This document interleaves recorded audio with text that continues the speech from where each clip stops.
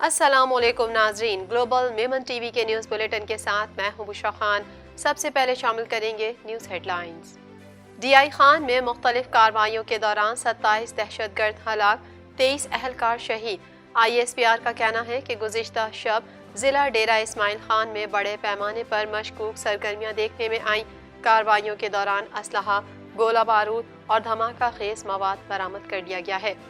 Bhutto सदारती reference 9 मुआवनीन मुकर्रर, अदालत का फैसला बदल नहीं सकते। सुप्रीम कोर्ट का कहना है कि जो फैसला हतमी हो चुका है उसे टच नहीं कर सकते। बिलावल भुट्टो जरदारी की केस में फरीक बनने की दरख्वास्त।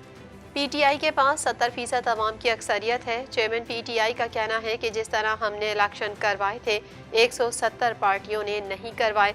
बल्ले का निशान छीनने की कोशिश, 70% अवाम के बुनियादी हुकूक की खिलाफ वर्जी होगी। साइफर केस, इमरान खान, शाह महमूद कुरैशी पर फर्द जुर्म आयद ना हो सकी। वकील सलमान सफदर का कहना है कि साइफर केस का ओपन ट्रायल नहीं हो रहा।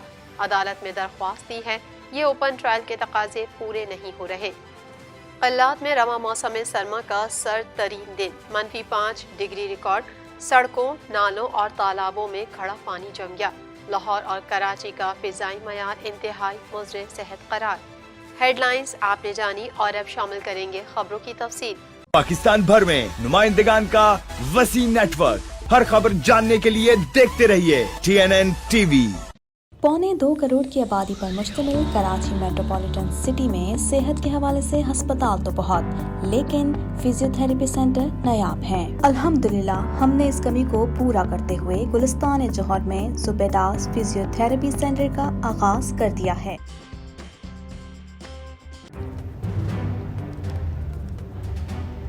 Islamic Finance TV, the only TV channel of the fastest growing Islamic economy in the world and the prime mover of Islamic finance news.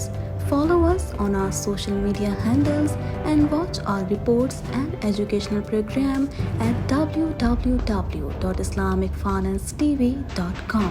For advertisement, please contact us at islamicfinancetv@gmail.com.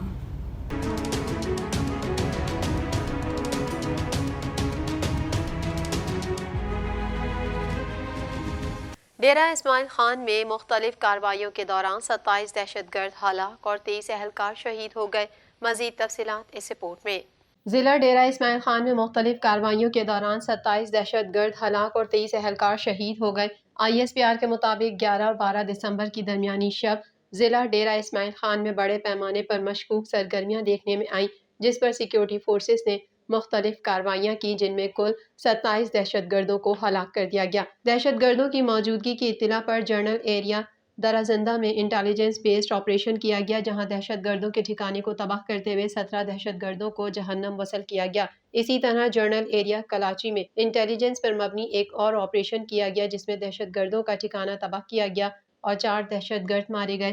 ताहम शदीद firing के तबादले के दौरान पाक फौज के 2 जवान शहीद हो गए। ISPR के मुताबिक मारे गए दहशतगर्द सिक्योरिटी फोर्सेस के खिलाफ दहशतगर्दी की मुतादिद कार्रवाइयों के साथ साथ मासूम शहरियों के कत्ल में भी मुलविस थे। कार्रवाइयों के दौरान असलहा, गोला बारूद और धमाका खेज मवाद बरामद कर लिया गया। पाक फौज के शोबा तालुकात आमा का कहना है कि इलाके में मौजूद दहशतगर्दों को खत्म करने के लिए क्लियरेंस ऑपरेशंस किए जा रहे हैं। पाकिस्तान की सिक्योरिटी फोर्सेस मुल्क से दहशतगर्दी के खात्मे के लिए पुरअज़म है। सुप्रीम कोर्ट ने साबिक वज़ीर आज़म जुल्फ़िकार अली भुट्टो की सज़ाए मौत के खिलाफ सदारती रेफरेंस में अदालत की मुआवनत के लिए 9 मुआवनीन मुकर्रर कर दिए। मजीद जानेंगे इस रिपोर्ट में। साबिक वज़ीर आज़म जुल्फ़िकार भुट्टो की फांसी से मुतालिक सदारती रेफरेंस पर सुप्रीम कोर्ट में 11 साल बाद समाअत हुई, जिसे बराह रास्त नशर किया गया। सुप्रीम कोर्ट ने साबिक वज़ीर आज़म जुल्फ़िकार अली भुट्टो की सज़ाए मौत के खिलाफ सदारती रेफरेंस में अदालत की मुआवनत के लिए 9 मुआवनीन मुकर्रर कर दिए। दौरान समाअत जस्टिस मंसूर अली शाह ने रिमार्क्स दिए कि फांसी का फैसला सुप्रीम कोर्ट से बरकरार रहा। नजरसानी की अपील भी मुस्तरद हुई। अदालत का फैसला हतमी है, जिसे बदला नहीं जा सकता। Chief justice of Pakistan justice काजी फाइज ईसा की सरबराही में सुप्रीम कोर्ट के 9 रुकनी लार्जर बेंच ने साबिक वजीर आजम से मुतालिक सदारती रेफरेंस पर समाअत की। लार्जर बेंच में जस्टिस सरदार Tariq Masood, justice Mansoor Ali Shah, justice Yahya Afridi, justice Aminuddin, justice Jamal Mandokhail, justice Mohammad Ali मजहर, جسٹس حسن اظہر رضوی اور جسٹس مسرت ہلالی بھی شامل ہیں۔ سماعت کے موقع پر سابق صدر Asif Zardari, chairman peoples party Bilawal Bhutto سمیت پیپلز پارٹی کے سینئر رہنما کمرہ عدالت میں موجود تھے۔ چیف جسٹس نے کہا کہ ہم نے سماعت کی براہ راست کارروائی کی درخواست منظور کی۔ پیپلز پارٹی کے فاروق ایچ نائک نے براہ راست کارروائی نشر کرنے پر عدالت کا شکریہ ادا کیا، جبکہ اس دوران بلاول بھٹو زرداری نے کیس میں فریق بننے کی درخواست کر دی۔ چیف جسٹس قاضی فائز عیسیٰ نے کہا کہ سپریم کورٹ کی کارروائی پہلے پاکستان ٹیلی ویژن پر نشر کرتے تھے، اب ہماری کمیٹی نے فیصلہ کیا کہ سپریم کورٹ کی ویب سائٹ پر کارروائی لائیو ہوگی۔ پاکستان تحریک انصاف کے چیئرمین بیرسٹر گوہر کا کہنا ہے کہ اس وقت پی ٹی آئی کے پاس 70% عوام کی اکثریت ہے۔ مزید جانتے ہیں اس رپورٹ میں۔ پاکستان تحریک انصاف کے چیئرمین بیرسٹر گوہر کا کہنا ہے کہ اس وقت پی ٹی آئی کے پاس 70% عوام کی اکثریت ہے۔ الیکشن کمیشن کے باہر علی ظفر کے ہمراہ میڈیا سے گفتگو کرتے ہوئے بیرسٹر گوہر کا کہنا ہے کہ اگر بلے کا نشان چھیننے کی کوشش کی گئی تو یہ 70% عوام کے بنیادی حقوق کی خلاف ورزی ہوگی۔ ان کا یہ بھی کہنا ہے کہ جس طرح ہم نے الیکشن کروائے تھے 170 پارٹیوں نے نہیں کروائے۔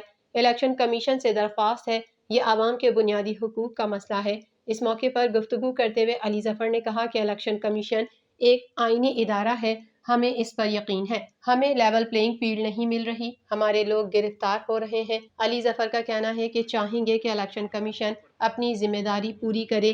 یہ کہنا کہ ہمیں نہیں پتا تھا کہ الیکشن ہوں گے، یہ غلط ہے۔ درخواستیں مسترد کر دینی چاہیے تھیں، لیکن الیکشن کمیشن نے نوٹسز جاری کر دیے۔ انہوں نے کہا ہم نے 2019 کے آئین کے تحت انتخابات کروائے ہیں۔ یہ الزام لگایا جا رہا ہے کہ بلا مقابلہ کیسے منتخب ہو گئے۔ الیکشن ایکٹ 2017 میں بھی ایسی کوئی بات نہیں۔ الیکشن کمیشن کا کام بس یہ دیکھنا ہے کہ الیکشن ہوئے یا نہیں ہوئے۔ علی ظفر کا یہ بھی کہنا ہے کہ سپریم کورٹ کہہ چکی ہے کہ الیکشن کی تاریخ 8 فروری میں کوئی تبدیلی نہیں ہوگی۔ 14 دسمبر تک الیکشن شیڈول آ جانا چاہیے۔ پی ٹی آئی نے انٹرا پارٹی الیکشن کرا دیے ہیں، ہم سے بلے کا نشان کیوں چھینا جائے؟ جو شخص پارٹی کا ممبر نہیں، ووٹر نہیں، اس کا انٹرا پارٹی الیکشن میں حصہ لینے کا کوئی جواز نہیں۔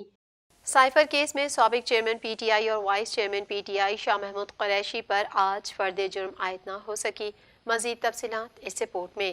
سائفر کیس میں سابق چیئرمین پی ٹی آئی اور vice chairman P T I Shah Mahmood Qureshi پر آج فرد جرم عائد نہ ہو سکی۔ راولپنڈی کی اڈیالہ جیل میں آفیشیل سیکریٹ ایکٹ کے تحت قائم کی گئی خصوصی عدالت کے جج ابو الحسناء ذوالقرنین اڈیالہ جیل میں کیس کی سماعت کی۔ سائفر کیس ایف آئی اے کے اسپیشل پروسیکیوٹر ذوالفقار عباس نقوی، سابق چیئرمین پی ٹی آئی اور شاہ محمود قریشی کے وکلاء اور اہل خانہ بھی اڈیالہ جیل پہنچے۔ پی ٹی آئی وکلاء کی جانب سے دی گئی 6 متفرق درخواستیں نمٹا دی گئیں۔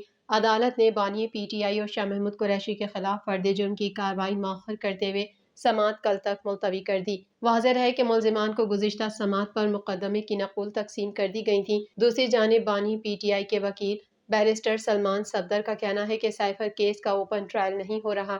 اڈیالہ جیل کے باہر میڈیا سے گفتگو کرتے ہوئے سلمان صفدر نے کہا کہ سائفر کیس کی سماعت اڈیالہ جیل میں جاری ہے۔ انہوں نے کہا کہ سلیکٹڈ میڈیا کو اندر بلایا گیا ہے، پتہ نہیں جن کو اندر بلایا گیا ہے وہ میڈیا سے ہیں بھی کہ نہیں۔ بیرسٹر سلمان صفدر کا کہنا ہے کہ عدالت میں درخواست دی ہے، یہ اوپن ٹرائل کے تقاضے پورے نہیں ہو رہے۔